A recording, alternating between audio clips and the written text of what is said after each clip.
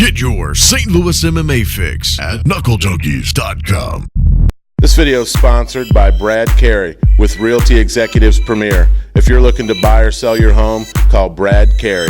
Jordan Dowdy with Knuckle Junkies here at Shamrock 290 with victorious Colin Parr in what was a very tough, very gritty match. Two jiu-jitsu guys, the first round stayed standing up, dropped a weight class, a lot going on here. Tell me your thoughts coming right off that victory. Hey man, I know this is the right weight class for me. I felt phenomenal out there. I know Jordan Meister, the toughest opponent I've ever had, and I knew that coming in, so I wanted to test myself. And I'm happy with where I'm at, but I also know I have a lot to work on. Yeah, there in the second round, had to work a little bit off your back, and then in the third round, you hurt him with a body shot, and then that's when it hit the ground again. It was just gritty all over. I see you got a nice cut on there, got bloody. That's what you guys both wanted. So what's next for you for here? Do you know, or are you just going to enjoy this? I want to do at least 2 more AMI fights, maybe a couple kickboxing. I want to turn pro by the end of the year. That's my goal. I think I have the skill set for it. I just got to get the experience down, and I'll be good to go, be on my way. Sounds like a 155 run for a title belt, maybe? Absolutely. If Jesse Finney gives it to me, I'll take it anytime. Here with victorious Dan Busch, fresh off his win here. You were behind, you reversed position, you didn't ever quit, you got on top, and you finished the fight. Talk to me about it. I seen that my opponent was breathing pretty heavy. Obviously the objective was to not get in them tight spots, and I was stuck inside guard. I couldn't pull my guard back. And, wound up in some bad spots, got thrown, a judo throw off of my shot, actually, and wound up in some tight spots and just kept thinking, if I make it through this round, persevere and make it to the next round. Persevere is the perfect word for what you did. You found your moment, you took it on top. Hey, in this game, all we need is a moment, so congratulations on your win. Here with Arion Zekthi, fresh off his victory over Scott Etling in a very grappling-heavy affair. Tell me what was going through your mind during the fight. It's like I wanted to stand up with the guy because I knew my stand-up would be a little better than his. And there are moments where I got in and it's just like the takedowns presented themselves. I need to start fucking learning not to just take everything that's given to me, because I could have stayed standing with him and made it a very Ariane-centric fight. Instead, I decided to take him down and fucking sit in his guard all goddamn fight and just defend arm bars and triangles left and right. And dude, I went into this fight knowing how he fights. He likes to be guys in his guard. He's got a very active guard, constantly throwing submissions, constantly throwing elbows. I just stood there all fucking fight like an idiot. Very active guard. Did any of those submissions, were they close? Because some of them, they look from the crowd, they look like they could have been close and you eked your way out. Were any close? No, man, it's like he has very good jiu-jitsu, but you're not subbing me at 135. It's just not gonna happen. I roll with Mop and I roll with all these black belts in jiu-jitsu that are way heavier than me and they can't sub me. So it's I know my submission defense is strong, but once again, it just goes back to what I was saying. I didn't need to fight that kind of fight. I don't know what the fuck I was doing out there. Well, it's very similar to the last fight. This time you came ahead with the decision. Any other thoughts on it? And that's what I'm fucking saying. I'm too well-rounded. I'm too good to have performances like that. This might be a W, but I'm not fucking happy. And I'm sorry to everyone. I let everybody down. I left y'all down. I left myself down. I left my coaching down. This is not a good fight. Here with Garrett Gross after his win over Frank Sloan. Frank Sloan proved pretty tough, but you had the answer for it. You hit him with a solid uppercut, and he just wouldn't quit. Man, the kid's super tough. I thought I knocked him out 2 or 3 times. But I didn't get to finish, so I just had to keep going, man. I'm gonna say your hands are only getting faster as you age. What the hell's going on here? I don't know, man. I've really been training more jiu-jitsu than anything. The weaker part of my games. My school's a jiu-jitsu school since I moved back to Illinois. Just because I'm more comfortable on the ground, I think it's opening some things up. So it's making everything a little bit better. Here was Shawn Woodson after his big win over Rashard Lovelace. A lot of people had you as an underdog. Tapology had you at 10-1 underdog. You go in there and you show everybody what you got. How do you feel right now?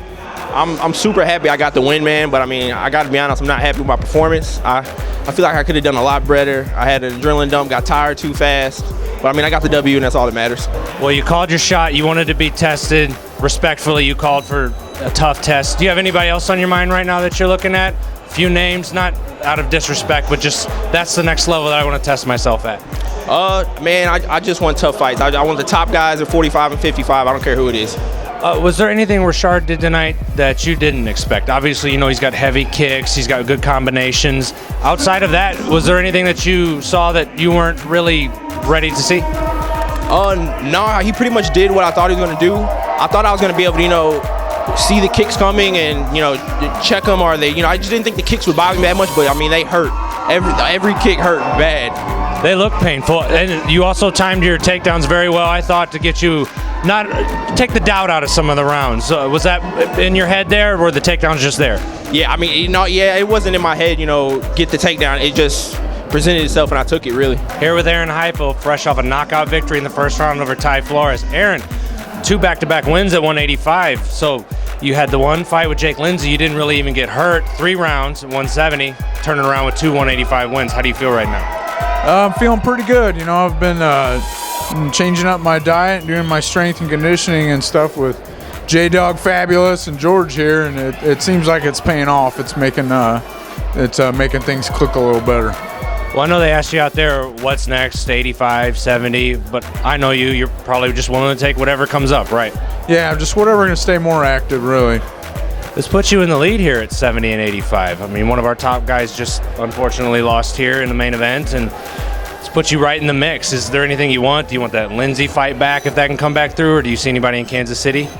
Oh, yeah, definitely. I mean, you definitely want to fight a guy again that you lost to. I thought we had a pretty tough fight, and I think he used my my greenness, or whatever you would say, I guess, against me, and he beat me in that. I'd love to have a rematch for that, but I'm just kind of down for whatever.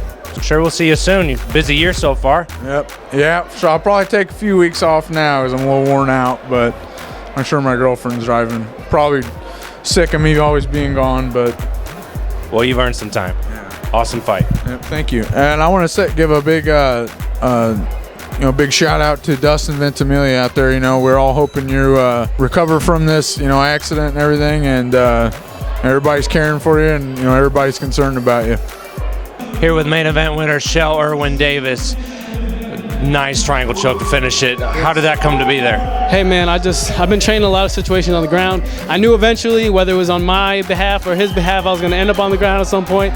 So I've been training a lot of just reversals and just submissions to make him think about my game instead of him implementing his when he's on top. Yeah, it seemed like you really wanted to take it and show him that you had that, because you were clenching against the fence and you guys were kind of rotating back and forth, and then you took him down, and then from there, various scrambles, then you ended up with that triangle choke. Is that just happened, or did you kind of want to prove a point tonight? I went in there with the idea to get a knockout, because that's my bread and butter. I like to get TKOs and whatnot. But once I felt him in the clinch, with all the hard work I've been putting in, it didn't really feel too strong. I felt comfortable, so I was like, let's run with it. I got double unders, and I just went for what I got, man. Well, it definitely showed all the work you put in. I mean, you submitted a guy that many people think is a pretty high-level jiu-jitsu practitioner. Anything in your mind now? Usually there's gaps between fights for you. Are you going to stay active? Or you know what? There's a lot of talk saying I'm the ghost in this game around here, especially being from upstate New York.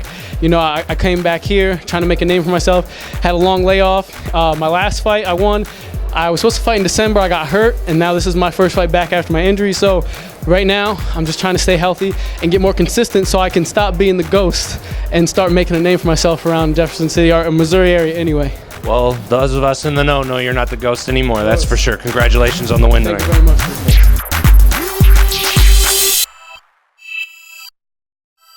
Get your St. Louis MMA fix at knucklejunkies.com.